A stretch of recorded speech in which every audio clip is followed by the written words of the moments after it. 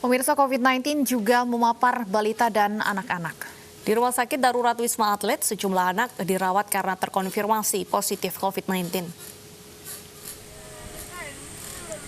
Inilah pemandangan keseharian pasien anak di Rumah Sakit Darurat Wisma Atlet Kemayoran, Jakarta. Sejumlah pasien anak yang mulai pulih bermain di komplek rumah sakit dengan pengawasan tenaga medis. Mereka wajib mengenakan masker selama beraktivitas dan meski dirawat karena terkonfirmasi positif COVID-19, keceriaan khas anak-anak tak luntur. Mereka tetap ceria dan berinteraksi dengan baik bersama perawat dan tenaga kesehatan. Data sementara mencatat pasien anak di Rumah Sakit Wisma Atlet dirawat dengan tingkat gejala ringan sampai sedang dan beberapa tanpa gejala.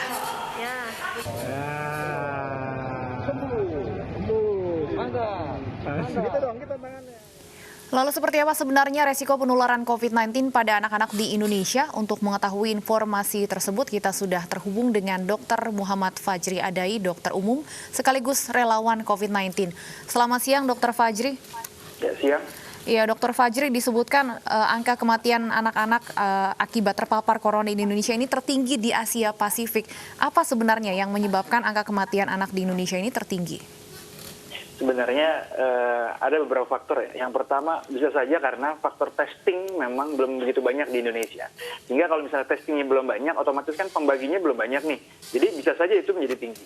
Yang kedua memang ini masih menjadi tanda tanya ya. Karena data di Amerika pun ketika seseorang anak sudah dirawat gitu akibat COVID-19, itu sepertiganya akan mendapatkan sesuatu yang berat gitu ya. Misalnya gagal nafas atau pakai ventilator bahkan sampai meninggal.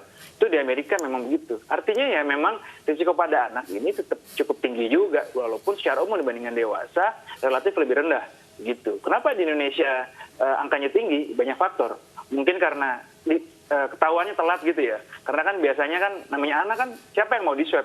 Dan seberapa mudah untuk men-swab anak ya, swab PCR anak itu kan susah. Jadi mungkin ketahuannya pada fase-fase yang akhir gitu. Baik, kalau untuk gejala COVID pada anak dan dewasa apakah ada perbedaan, Dok? Secara umum itu sama ya. Misalnya gejalanya ada batuk pilek, kemudian ada gejalanya demam. Sebagian besar itu demam dan batuk pilek. Ada ditambah juga misalnya gejalanya badannya nggak enak, sendi-sendinya pegal gitu kayak kita batuk biasa. Tapi pada anak yang bikin beda adalah dia ada yang namanya poor appetite. Jadi kalau pada anak kecil ini nafsu makannya lebih beda gitu, lebih turun. Kemudian jadi lebih rewel, apalagi anak yang paling kecil ya. Dia kan nggak bisa ngomong, tapi dia lebih rewel. Nah, yang lebih penting lagi adalah ketika misalnya perut terjadi kram perut misalnya, ini hati-hati gitu. Jadi ada suatu sindrom yang namanya multisystem inflammatory syndrome. Jadi ini kejadian gagal organ pada anak itu juga bisa gitu. Jadi ini khas gitu pada anak. Minimal 2 organ, misalnya jantungnya rusak, kemudian parunya rusak, itu bisa terjadi gitu.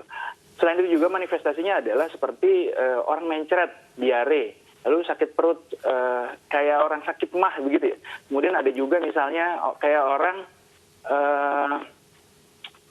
telat makan, kemudian telat makan mual, muntah gitu. Itu bisa juga begitu.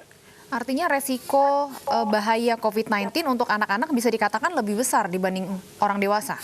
Secara umum relatif lebih rendah, Mbak. Jadi pada anak-anak secara umum di bawah 18 tahun relatif lebih rendah. Tapi anak kurang dari 1 tahun resikonya tinggi, dan anak yang memiliki penyakit komorbid atau gangguan komorbid seperti gangguan paru, gangguan jantung, gangguan di darah, ya, keganasan, ya gitu. Baik, terima kasih Dr. Fajri atas informasinya. Semoga ini juga bermanfaat bagi orang tua di luar sana dalam mengantisipasi COVID pada anak.